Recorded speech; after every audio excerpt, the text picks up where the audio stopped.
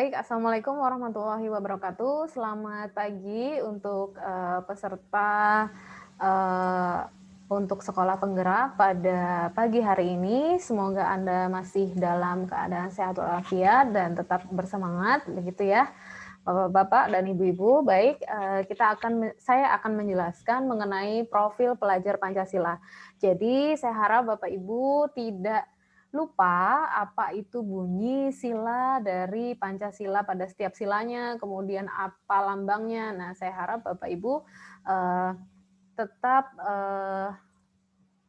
tahu itu ya, tetap mengetahui hal tersebut. Jadi, saya tidak perlu lagi mengulang apa itu sila ke satu, sila kedua, sila ketiga, begitu ya.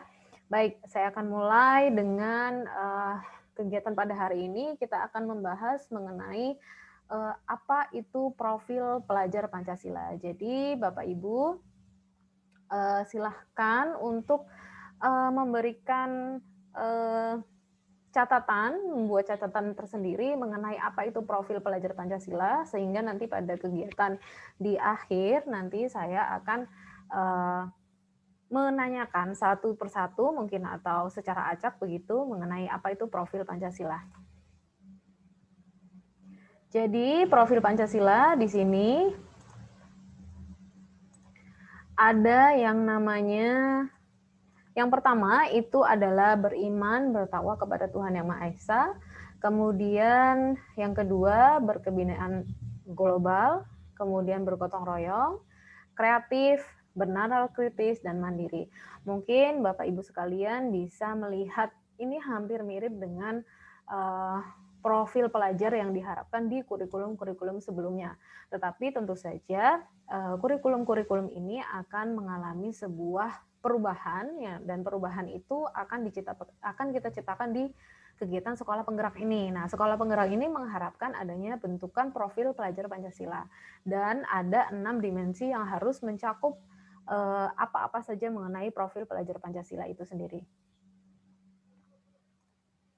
Nah, saya akan menjelaskan satu persatu mengenai apa-apa saja 6 dimensi pada profil Pancasila. Yang pertama itu adalah mengenai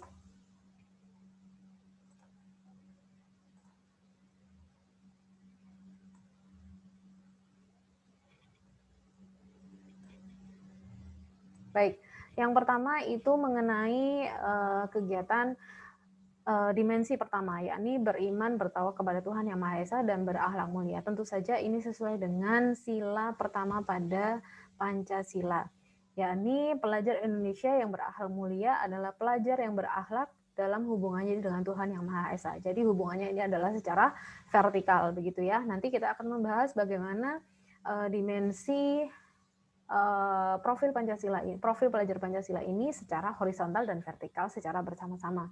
Begitu. Nah, kemudian pada elemen kunci beriman, bertakwa kepada Tuhan Yang Maha Esa dan berakhlak mulia ini, yang pertama tentu saja dia harus beragama begitu. Kemudian kalau misalnya dia Muslim, dia Kristiani, dia Hindu, dia Buddha, mungkin dia Konghucu, nah maka dia harus ada akhlak beragama. Tentu saja akhlak beragama ini saya kira di seluruh agama akan mengajarkan sebuah kebaikan, terutama untuk akhlak beragama di para peserta didik kita. Tidak mungkin ada agama yang mengajarkan keburukan kepada peserta didik gitu. Nah, inilah fungsi dari guru atau fungsi dari Anda sebagai seorang pendidik nantinya harus memberikan akhlak beragama ini kepada siswa. Guru itu kan digugu dan ditiru. Nah, maka Anda sebagai seorang guru maka harus bisa ditiru oleh peserta didik Anda. Kemudian yang kedua adalah berakhlak pribadi. Tentu saja akhlak pribadi ini harus dimiliki oleh setiap peserta didik yang kita harapkan begitu. Jadi akhlak pribadinya itu tentu saja yang kita harapkan dia memiliki akhlak pribadi yang baik, baik kepada guru, teman, sahabat, kemudian kepada antar manusia, kepada hewan mungkin atau kepada lingkungannya. Nah, itu sangat mempengaruhi elemen kunci beriman bertakwa kepada Tuhan Yang Maha Esa ini. Kemudian yang ketiga adalah akhlak kepada manusia. Nah, ini yang saya bilang tadi, kalau Di bagian sini, di bagian yang pertama, dia harus ada hubungan secara vertikal kepada Tuhan, maka dia juga harus ada hubungan horizontal kepada manusia. Kemudian akhlak kepada alam. Seperti tadi yang saya katakan, kalau misalnya dia sholat, dia ke gereja, setiap kegiatan beragama dia ikut, tetapi pada kegiatan beragama itu dia membuang sampah. Atau kemudian pada kegiatan beragama itu dia mungkin usil sama tumbuhan-tumbuhan yang ada di sekitarnya, entah mencabut bunganya, mencabut daunnya. Nah, itu kan berarti tidak berakhlak kepada alam. Kemudian ada akhlak bernegara. Nah, kalau akhlak bernegara ini tentu saja kaitannya adalah mematuhi peraturan pemerintah. Seperti kalau sekarang mungkin kegiatan keagamaan agak dikurangi untuk kuota peribadatannya. Nah, begitu juga kegiatan itu merupakan salah satu bentuk dari akhlak bernegara itu. Jadi ada agamanya, ada bernegaranya. Itu untuk poin yang pertama. Kemudian untuk yang dimensi kedua adalah berkebinekaan global maksud saya. Jadi di sini elemen kunci berkebinekaan global itu dia harus mengenal dan menghargai budaya. Kemudian yang kedua, dia harus mampu berkomunikasi secara interkultural dan berintegrasi secara dengan sesama. Nah, itu fungsinya dari elemen kunci berkebinekaan global. Kemudian yang ketiga adalah refleksi dan tanggung jawab terhadap pengalaman kebinekaan. Nah, tentu saja kebinekaan global ini artinya dia juga bisa berkomunikasi secara suku, agama, dan ras. Jadi tidak adanya miskomunikasi. Artinya terkadang miskomunikasi antar budaya ini juga akan menimbulkan garis yang bersinggungan. Nah, garis yang bersinggungan ini akhirnya mengakibatkan kebinekaan itu tidak akan terjadi. Nah, harapannya kita terutama kepada peserta didik, harapannya mereka memiliki kebinekaan global itu sendiri. Kemudian yang ketiga adalah tentang gotong royong. Kita tahu ya di Indonesia ini untuk kegiatan gotong royong terutama kalau mungkin di wilayah perkotaan mungkin sudah mulai berkurang, tetapi masih tetap ada. Saya yakin masih tetap ada, baik itu bentuknya di lingkungan kecil RT, RW begitu ya. Kalau di lingkungan sekolah mungkin gotong royong bersih-bersih setiap kalau misalnya mau masuk sekolah atau mau libur itu biasanya ada kegiatan gotong royong atau kerjasama biasanya dalam bentuk hal kecil antara menjaga lingkungannya, menyapu kelas secara bersama-sama. Nah, itu biasanya dilakukan untuk anak-anak peserta didik kita. Nah, kemudian apa saja elemen kunci gotong royong itu? Yang pertama ada kolaborasi, tentu saja. Artinya kolaborasi ini adalah tidak bisa gotong royong itu dilakukan sendiri. Karena gotong royong itu prinsipnya adalah saling bergandengan, saling berkolaborasi. Ada yang nyapu, ada yang ngepel, ada yang cuci, ada yang jemur. Nah, istilahnya seperti itulah. Kalau misalnya kita dalam kehidupan kita sehari-hari. Nah, kalau kolaborasi ini pada kegiatan gotong royong tentu saja tujuannya agar pekerjaan yang dilakukan itu lancar, mudah, dan ringan. Kalau misalnya dilakukan dalam pembelajaran, tentu saja kolaborasi ini adalah kegiatannya diskusi misalnya. Ada yang mencatat, ada yang mengetik, ada yang ngeprint misalnya. Contohnya seperti itu. Nah, mungkin itu adalah bentuk salah satu gotong royong. Kemudian yang kedua, bentuk elemen kunci dari gotong royong itu adalah kepedulian. Tentu saja kalau kita dianggap bergotong royong, tentu saja kita peduli akan mungkin pembagian teman kita yang tugasnya tidak sama atau tidak seimbang, maka kita akan peduli, oke, saya bantu kerjaan kamu. Tapi itu adalah konsepnya adalah secara kerja kelompok. Tapi kalau kerja individu tentu saja dilakukan sendiri-sendiri begitu. Tidak, kalau misalnya ujian kan tidak mungkin gotong royong, itu lain lagi ceritanya begitu. Kemudian yang ketiga adalah berbagi. Berbagi tadi itu berbagi pekerjaan, berbagi beban, sehingga kegiatan yang dilakukan secara bersama-sama itu akan terasa lebih ringan begitu.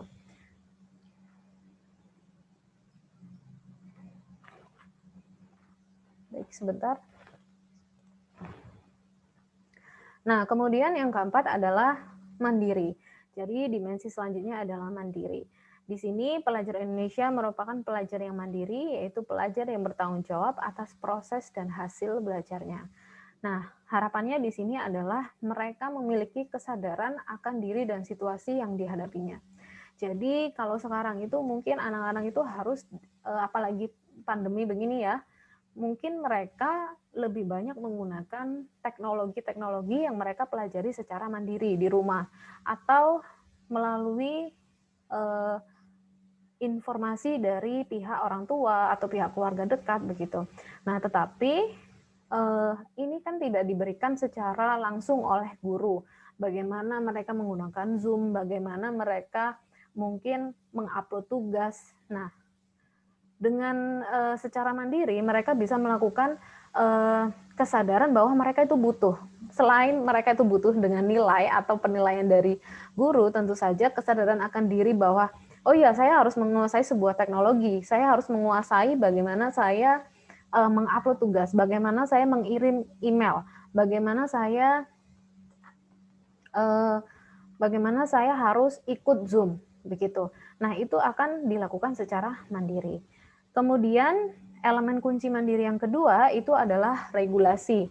Jadi maksud dari regulasi di sini, jadi ada perubahan dari dia yang mungkin awalnya dia itu berpaku kepada orang tuanya. Ya udah, mau nyalain laptop orang tuanya, mau nyalain Zoom orang tuanya. Nah, kalau misalnya dia tidak mengalami regulasi, berarti dia tidak mengalami kemandirian begitu. Jadi kalau dia mengalami regulasi diri, artinya dia mengalami perubahan dari dia yang mungkin tadi saya bilang dia punya kaki 2, sekarang dia harus punya kaki 1 begitu. Jadi dia harus beregulasi begitu. Nah, kemudian yang kelima adalah bernalar kritis. Jadi harapannya dari profil pelajar Pancasila ini adalah memiliki kemampuan untuk bernalar kritis. Kenapa sih harus bernalar kritis? Tentu saja di sini harapannya adalah dia mampu mengolah informasi secara kualitatif maupun kuantitatif. Artinya dia mampu mengelola informasi itu, apakah ini sebuah informasi yang harus saya peroleh menggunakan data, apakah ini analisis atau sebuah pertanyaan yang harus saya jawab menggunakan deskripsi saja begitu. Nah, itu akan memicu mereka bagaimana cara bernalar secara kritis, sehingga mereka memiliki kemampuan yakni untuk mengevaluasi kemudian menyimpulkannya. Begitu juga kalau misalnya di kegiatan PJOK. Nah, kalau di kegiatan PJOK mereka harus bisa menganalisis atau bernalar secara kritis. Kenapa sih saya itu roll depan harus menggunakan tekuk kepala yang menjadi tumpuan, bukan kepala saya misalnya, atau bukan punggung saya secara langsung begitu. Nah, itu mereka harus mengetahui secara dinalar begitu. Kenapa sih harus seperti itu? Kenapa saya harus menggunakan kaki atau 2 kaki atau saya harus menggunakan 1 kaki. Nah, itu mereka harus memiliki hal tersebut. Nah, elemen kunci apa saja yang terdapat pada bagian bernalar kritis ini? Yang pertama adalah memperoleh dan memproses informasi dan gagasan. Jadi informasi dan gagasan ini bisa diperoleh dari dia memperoleh dari informasi secara media atau secara dari demonstrasi dari guru, kemudian bisa juga dari informasi-informasi baik eksternal maupun internal. Jadi dia bisa mengkritisi apa sih informasi dan gagasan yang diterima pada saat itu. Kemudian yang kedua, dia mampu untuk menganalisis dan mengevaluasi hasil nalarnya itu. Kemudian yang keempat, dia dapat merefleksikan, oh iya, kenapa saya harus menggunakan 2 kaki? Kenapa saya harus menggunakan 1 kaki? Nah, itu dia akan direfleksikan dengan kehidupan dia atau kegiatan dia di kegiatan berolahraga, misalnya kalau di PJOK. Kemudian dia bisa mengambil sebuah keputusan. Kapan saya harus memukul bola dengan cepat? Kapan saya harus memukul bola dengan lambat? Atau kapan saya harus melakukan awalan jauh atau awalan yang dekat? Nah, itu biasanya bisa dilakukan pada kegiatan PJOK untuk mencapai dimensi yang kelima ini. Nah, kemudian yang terakhir, yang keenam adalah dimensi kreatif, di mana pelajar yang kreatif mampu memodifikasi dan menghasilkan sesuatu yang original, bermakna, bermanfaat, dan berdampak. Nah, mungkin kalau ini biasanya kalau di kegiatan PJOK itu banyak ya yang dimodifikasi, baik alat, baik aktivitas, kemudian media. Nah, itu bisa kreativitaskan. Nah, tentu saja seorang guru tidak harus menilai kreativitas itu sebuah harus yang sangat bagus atau yang sangat ideal. Tidak, tetapi untuk kreatif ini bisa dinilai dari bagaimana dia prosesnya untuk memperoleh tahapan kreatif ini. Nah, elemen kunci kreatif ini yang pertama yang yaitu menghasilkan gagasan yang original.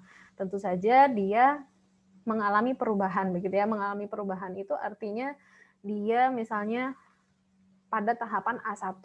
Nah, sambil belajar, dia kemudian memperoleh hasil gagasan atau orisinal itu pada tahapan A2. Jadi dia tidak harus langsung sampai pada tahapan B begitu, tidak.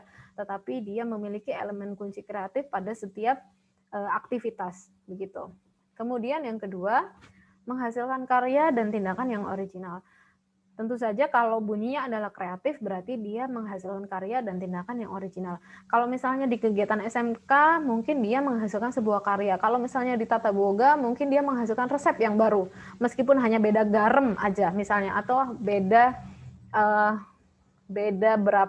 berapa banyak kunyit yang digunakan misalnya. Atau misalnya karya dalam sebuah tata busana misalnya. Tata busana bisa juga dalam bentuk potongannya atau dalam bentuk penggunaan kancing-kancing dan lain-lain itu ya, mungkin yang dalam bidang itu. Begitu. Kalau di kegiatan aktivitas kreativitas. Nah, tugas selanjutnya bagi Bapak Ibu sekalian adalah pada kegiatan asinkronus, saya minta Bapak Ibu untuk menganalisis apakah di sekolah Bapak Ibu saat Anda mengajar saat ini telah mencapai tujuan profil peserta didik Pancasila. Jadi apakah di SMK-nya Pak Trio, kemudian di sekolahnya Pak Isai, kemudian mungkin di kampusnya Pak Jarwo, mungkin apakah sudah terlihat profil peserta didik Pancasila. Begitu, baik Bapak Ibu silahkan untuk bergabung di room asinkronus. Sampai di sini untuk mungkin penyajian saya pada pagi hari ini. Saya akhiri dan sampai ketemu di ruang asinkronus. Dan ketemu berarti besok pagi. Terima kasih. Wassalamualaikum warahmatullahi wabarakatuh.